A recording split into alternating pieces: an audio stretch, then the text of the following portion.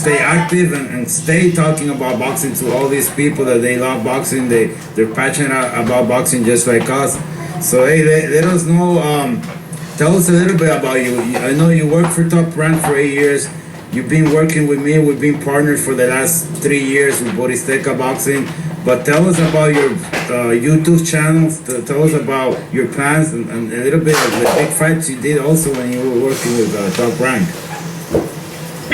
Yeah, well, I left Top Rank shortly after the the Mayweather Pacquiao fight. And that was the culmination of years and years of work that we had put in via social media. We were the first company outside of NBC to do live streaming, so we were live streaming little 480 resolution streams out to people, and people had never seen it before, so they were all excited to be able to watch all the undercards. And basically, I just took the ideas that I had from Top Rank and then ran with it.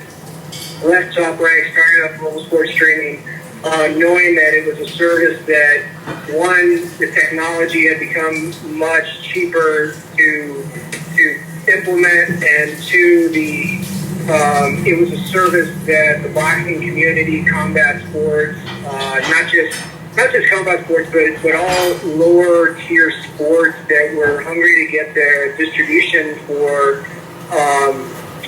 their sports, that the larger networks were ignoring. And so, obviously, boxing being something that I love and my passion, boxing was the low-hanging fruit to start with. So I created the show Best in Boxing, and then from that, I'd actually met you before creating Best in Boxing. I was still knee-deep in Top Rank when I met you, and we had talked about doing some streaming. And eventually, when I left, that's when we kicked into gear and started doing Best in Boxing with Borizteca, and you guys have been the source of a lot of fights for Best in Boxing, and we've been able to accomplish a lot with very little in terms of budgets. I mean, obviously, you know that, and now the people know that we do things on shoestring budgets.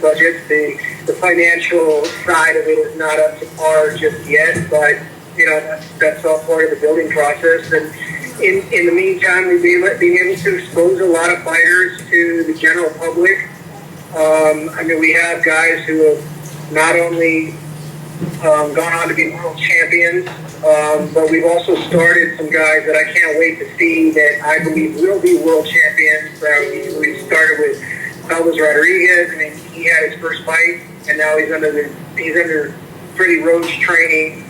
Adam Lopez brother started with us, and Adam got some time to a Top Rank deal. And we have guys who are not as far along but see the potential. We've got Kevin Torres who's coming along. He didn't have much of an amateur career, as you know. He's under your guidance, and he's developing. He's learning in the ring, and expect big things from him.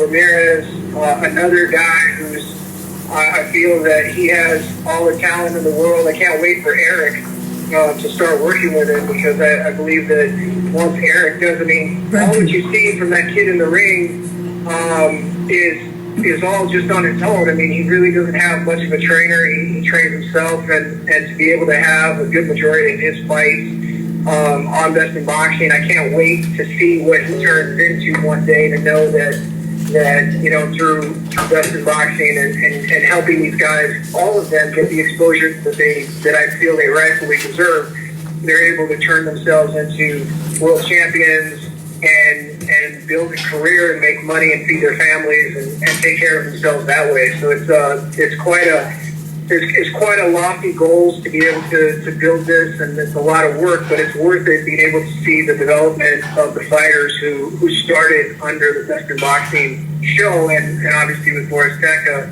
and developing into champions eventually. Yeah, definitely. Let me interrupt you for a minute. Yeah, I was counting, we probably have done already 200 fights, if not we're close to that, with Best in Boxing.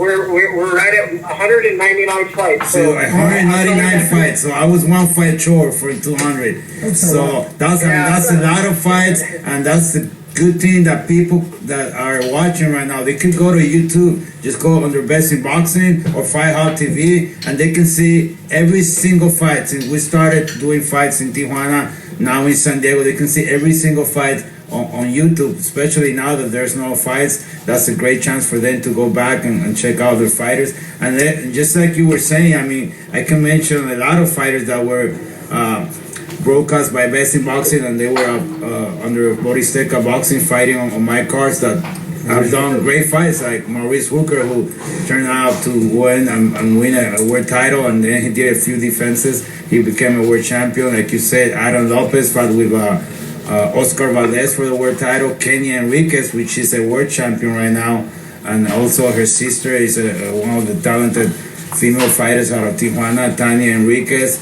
You know, we had like you say, solid prospects coming up like Kevin Torres, Mario Ramirez, and I can mention a lot of them that, you know, that were broadcast by Best in Boxing when nobody were looking at them, and now they're either became a one-time world champions, or they're hot prospects right now.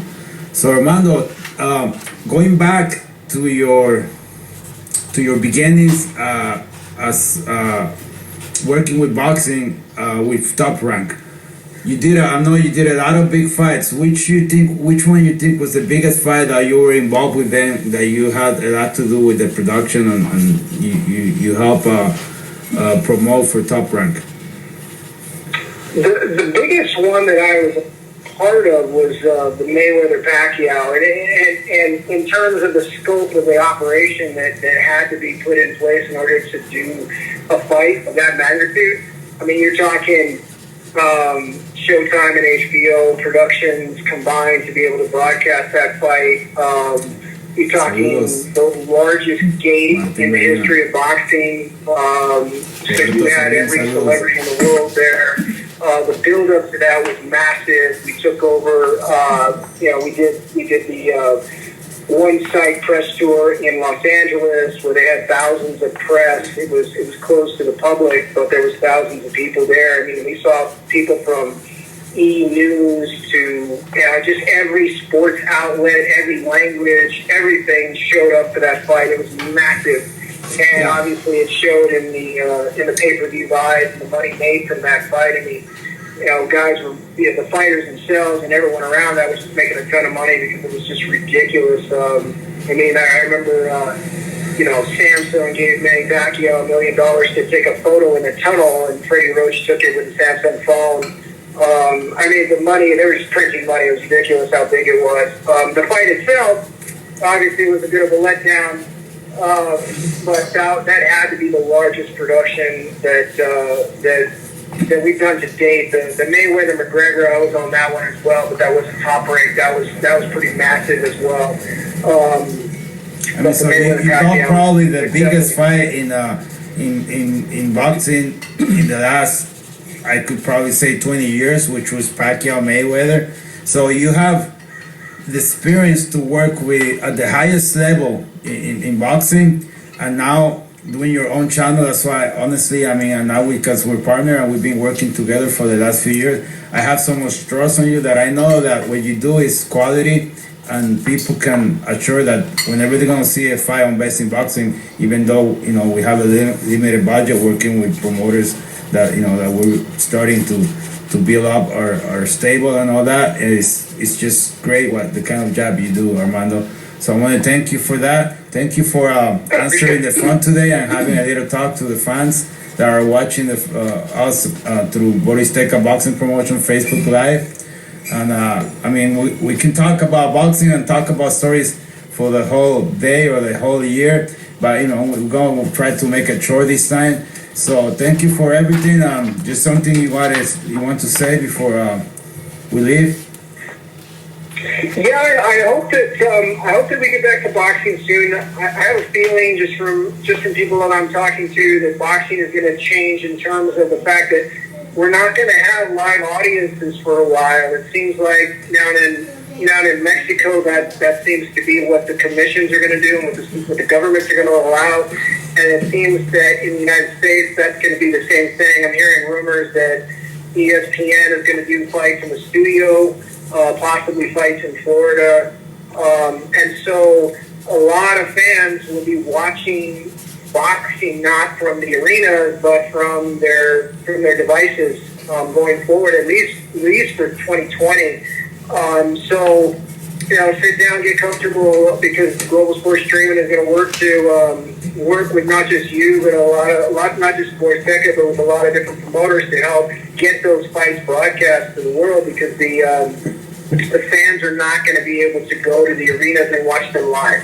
Sure, and like I say, every time there's a crisis, there's an opportunity. So maybe, you know what, that's a great opportunity for guys like you that are trying to build up YouTube channels and streaming, because now there's going to be a lot of promoters that are going to need to have fights, to have their fighters fighting, and they're going to need guys like you to broadcast those fights to the world, because they're not going to have any live audience. So that's great. Thank you, Armando, and we'll stay in contact. Hey, Have a Armando. good day. Hey, thanks a lot, because I've been around boxing a long time, and I think your viewing telecast is great. All right, so I want you to know that I think that you could go at the highest levels in life, and also you could say, like the UFC fighter, like the UFC promoter says, boxing will be the last sport standing. Dana White. Dana White said that the other day. I appreciate that, Eric. So we'll see what happens. All right, Armando, thank you. Have a good day, and hopefully you stay watching our Facebook Live, and we're going to talk to some other people and keep talking about what we love, which is boxing. All right. Thank you, guys. Appreciate it. You have a See good you day. then.